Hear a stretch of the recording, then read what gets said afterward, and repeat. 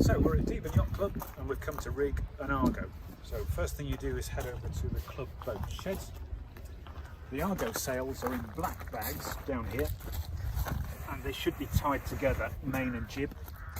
And if you look on the pipe that's inside, it will tell you which boat it belongs to. Okay, so boat 13137, this is it. You'll also need sail head buoyancy. Here we go. Okay, here we are at the boat, Argo 7.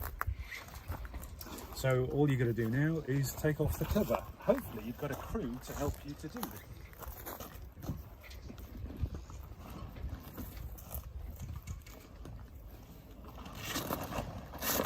So got the sails lying on the boat. I've put the sail bags under the cover so they don't blow away. And let's have a go at the main first. So as you unroll this,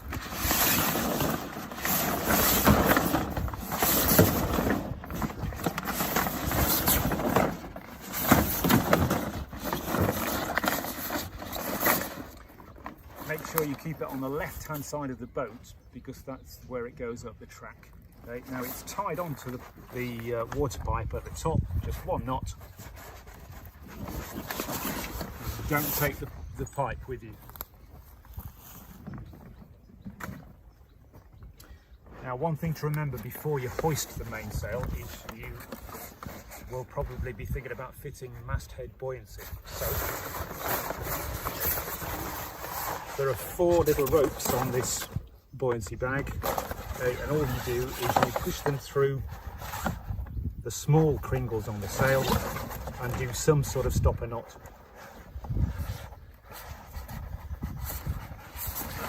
And there are 4 of those. Now, to raise the mainsail, this is the main halyard, long red rope on the left hand side of the mast. Just loosen that off and let it down gently because it's holding the boom up.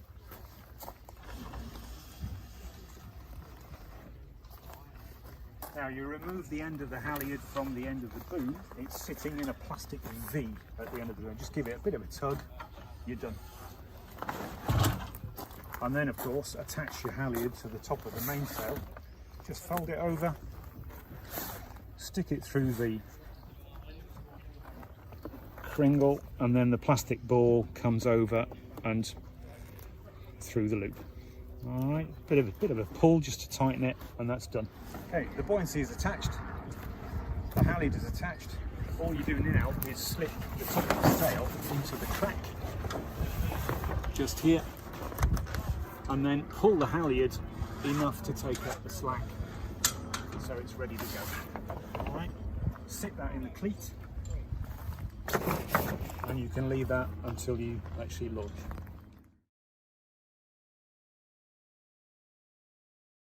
Okay, so the jib is unfurled.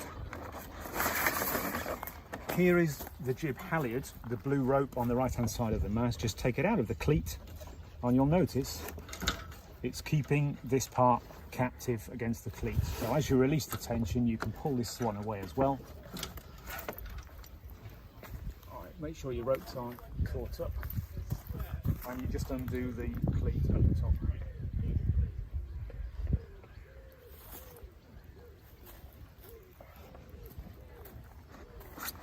This goes on the head of the sail.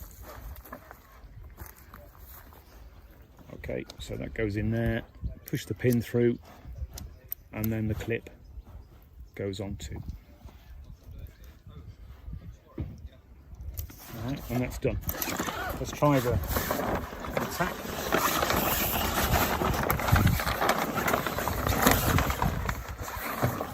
There we go, same system. Now before you do this, just make sure that the furling mechanism is tight. Okay, so you just turn that, you can see the string coming in, and once that goes tight, you're done. Okay, so same as the head of the sail, you just take off the clip, remove the pin,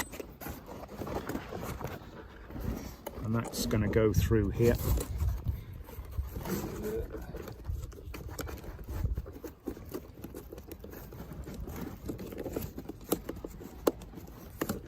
And put the clip back.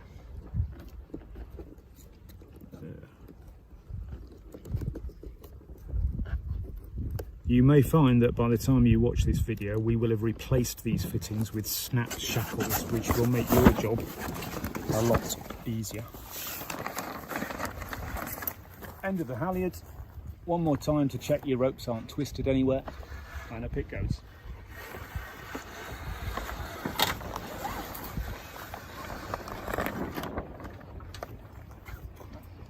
Goes in the cleat and push it down, get a bit of tension on there. Now, to put more tension on, there are two ways. You can either sweat the halyard, so pull it away from the mast, and then with the other hand pull it down again, and you can gain an inch or two each time. Or if you've got your crew handy, they can pull on the forestay, and then you cleat it off. It's a bit more tension on. Now we're here. As soon as the jib is up and it's tensioned, you probably need to remove the forestay. This one's been beautifully tied up.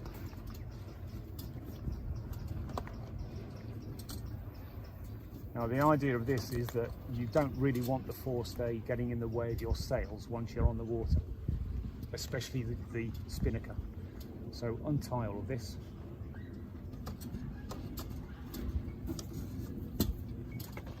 And then once it's free,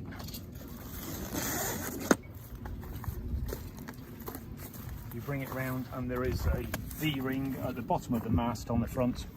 Just slip it through there and tie it off. It doesn't have to be under any real tension.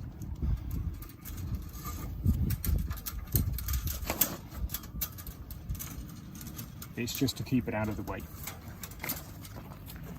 Right, once the jib is up, you can then furl it. So look under here, find your furling string, the thin blue one, and as you pull it, it furls nicely. Okay, final job for the jib. Jib sheets, just pull one out, make sure it's not tangled up, and that goes straight into the boat, through the fair lead, and just put a decent stopper knot in there, not too close to the end of the rope. Right, I usually just put those in the cleat ready so I know where they are. Same on the other side. Okay, to attach the rudder, it should be stored in the boat. You just pick it up and hang it on the transom. So it's the top pintle first, just touch that in there and just coax it down until you see the spring click out.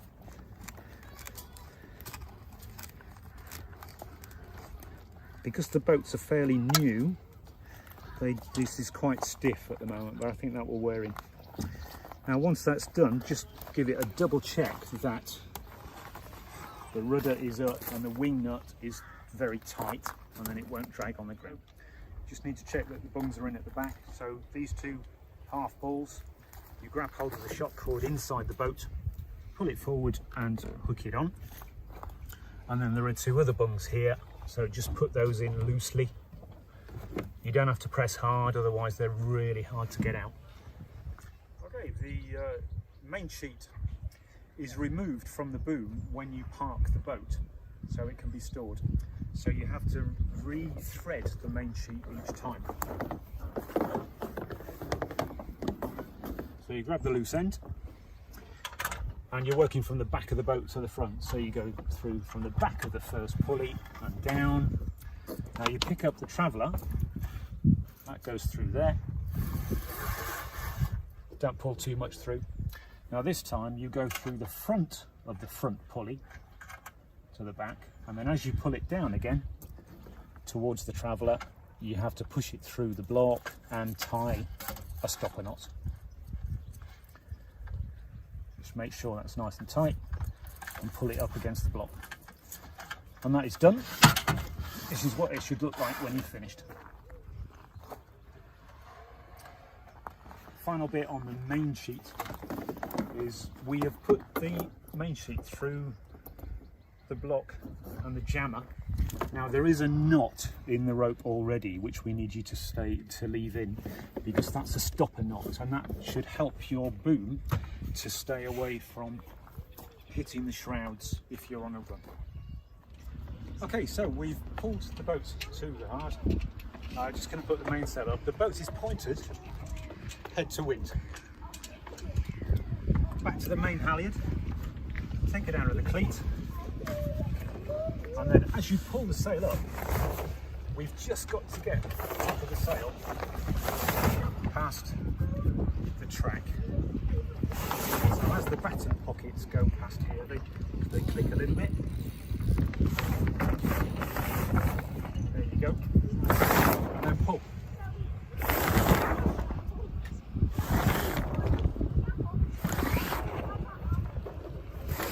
Right to the top, and then you cleat that off. Just put a little bit of tension on. And then the halyard itself, you can coil it. And it goes in a stowage bag on top of the spinnaker chute.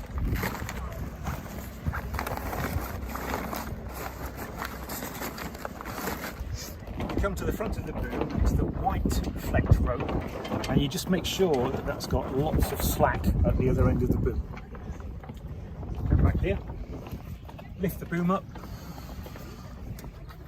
Here's the outhaul rope, the white one. Grab hold of your sail. You can put the boom on your shoulder sometimes, makes it easier. And then the slug goes in the hole in the track and slide along. So you take the out hole, feed it through the clew, and then back to the V on the end of the boom where the main halyard was earlier, and that pushes in there. Right, making sure it's in really tight.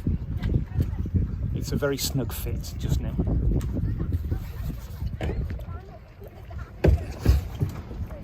Alright, now as soon as that's on there, and you can come back to the front and just tighten that up. Alright, and it cleats just under here. Okay. Downhaul, you pick up the white rope with a stainless steel hook on the end and make sure it's pulled right out, so you've got lots of slack there.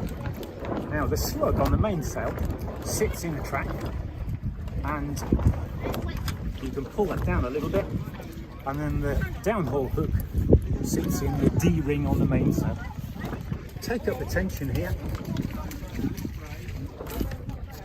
and the slug should still be in the track.